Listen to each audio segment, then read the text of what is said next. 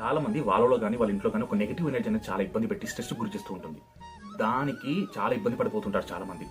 ఇది పోవాలంటే మీరు మెయిన్‌గా ఒక 11 డేస్ ఈ పని చేయండి. మీరు డైలీ ఎర్లీ మార్నింగ్ లేసి ఒక 10 మినిట్స్ ఎక్సర్సైజ్ చేసి, ప్రశాంతంగా స్నానం చేసి, మీరు రోజు శివారాధన చేయండి. శివునికి అభిషేకం చేయండి, శివునికి పూజ చేయండి. మెయిన్‌గా ఇంకొకటి ఏంటంటే శివునికి అభిషేకం పూజ అయిపోయినాక మీరు శివాభిషేకం ఎలా చేయాలంటే మీ దృష్టి మొత్తం శంకరుడి మీదే ఉండాలి. మీ మనస్ఫూర్తిగా మీ మనసు మొత్తం శివుడి మీదనే పెట్టాలి. ఇంకొకటి ఏంటంటే మీరు ఆ శివాభిషేకం చేసుకున్నాక మీ ఇంట్లో కాలభైరవ స్తోత్రం గానీ, పంచాక్షర మంత్రం గానీ, ఓం నమః శివాయ చాంటింగ్ గానీ, ఆ సరౌండింగ్ మొత్తం ఇంట్లో ఆ సౌండ్ మాత్రమే మోగాలి. ఇలా మీరు 11 డేస్ కంటిన్యూ చేసి చూడండి. మీ మనసు ఎంత ప్రశాంతంగా ఉంటుందో, మీకు ఏదైతే నెగిటివ్ ఎనర్జీ ఉందో మిమ్మల్ని వదిలేసి వెళ్ళిపోతుంది.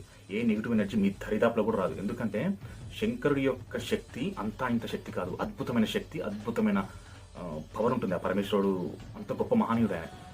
అంత గొప్ప మహనీయుడు కాలభైరవ స్తోత్రం కానీ, పంచాక్షర మంత్రం కానీ నీ ఇంటి చుట్టుపక్కల సరౌండింగ్ ఆ సౌండ్ వినబడుతుంటే నీకు ఎలాంటి నెగిటివ్ ఎనర్జీ కూడా నీ దరిదాపులో కూడా రాదు. పని చేసి చూడండి, రిజల్ట్ మీరే చూస్తారు. హర హర మహాదేవ శంభో శంకర.